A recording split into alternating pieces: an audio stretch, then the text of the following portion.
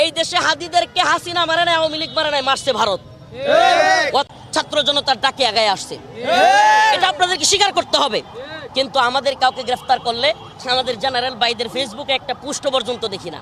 আমাদের যায় আসে না ভাই, বললেন না আমরা উম্মাকে ভালোবাসি, আপনাদের বলার দরকার নাই। আমরা এই জাতিকে ভালোবাসি, তো আপনারা না ডাকলেও আমরা আসবো, আপনারা না ডাকলেও আমরা আপনাদের পক্ষে বলবো, ঠিক আছে? আজকে আল্লাহ না করুক ইনকিলাব মঞ্চের নতুন দায়িত্বশীল, আল্লাহ না করুক তাদের সাথে কিছু হোক, আমরা তাদের পক্ষেও কথা বলবো।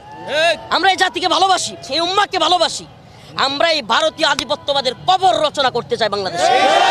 আওয়ামী লীগ তো গেছে, বিএনপি হোক, জামাত হোক, এনসিপি হোক, চরমুনাই হোক, বা যে কোনো দল হোক, আল্লাহ না করুক যদি ভারতীয় দালালির চিন্তা কারো মাথায় আসে, আমরা বাংলাদেশে তাদেরকেও জবাব দিব।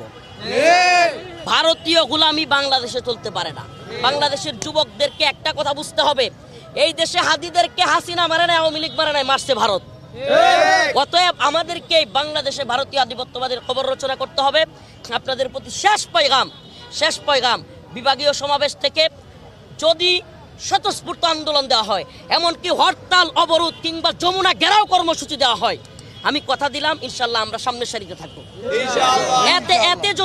এতে যদি আল্লাহ না করুক আবারও আমাদের জুলুমের শিকার হইতে হয়, আমি এখনই দেশকে অস্থিতিশীল করার পক্ষে না। আবারও বলছি, যমুনা ঘেরাও কর্মসূচি কিংবা দেশ একটা হাঙ্গামার দিকে যাক, নির্বাচন না হোক, এটা আমরা চাই না। 7 জানুয়ারি চার্জশিট দিবেন, কথা সত্য, এবং মামলার রায়ও দিবেন। বলতেছে যে এই নির্বাচনের আগে মামলার কি করবে, রায় দিবে। আমার প্রশ্ন হলো, আন্তর্জাতিকভাবে একজন নোবেল বিজয়ী উনি, আমাদের দেশের যুব সমাজ অনেক আশা করে ওনাকে বসাইছিল উনার সময়ে হাদি ভাইয়ের মৃত্যু দেখার জন্য না, উনার সময়ে এই সময়টাতে বিপ্লবীদের মৃত্যু দেখবার জন্য ওনাকে বসানো হয় নাই। উনি বিপ্লবীদেরকে শুধু শেষ করেন নাই, উনার সময়ে বিপ্লবীদেরকে হত্যাযোগ্য করে তুলছেন উনি। বিপ্লবীদের এবং এদেশে যে সমস্ত ছাত্র আন্দোলন করেছে, আজকে তাদের অবস্থা উনি কোথায় নিয়েছেন?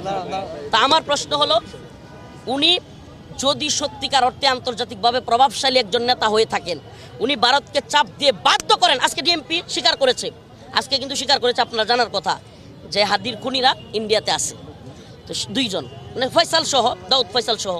আমাদের তো অন্য দরকার নাই, আমাদের তো দরকার হলো ওই 2 জনকে যারা কিনা ওই মোটরসাইকেলে ছিল, ওই চালক এবং যে গুলি করেছিল, ওই 2 জনকে ডক্টর ইউনূস সাহেব বাংলাদেশে দৈরাই না প্রমাণ করুক যে উনি সত্যিকার অর্থে আন্তর্জাতিক মানের নেতা।